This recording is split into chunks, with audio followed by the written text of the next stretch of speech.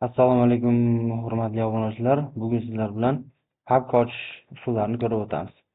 Papka ochishning ikki xil usuli bor.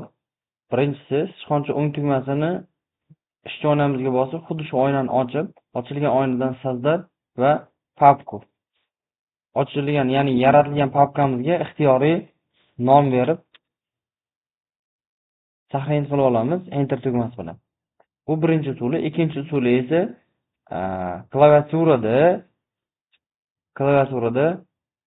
Ctrl, Shift va M tugmalarini birgalikda kombinatsiyani bosishimiz kerak bo'ladi. Ctrl Shift M tugmasini bosishimiz bilan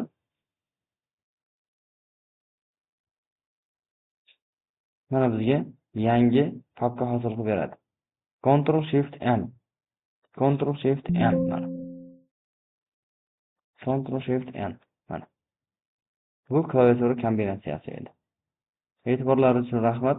Kanalga obuna bo'lishni unutmang.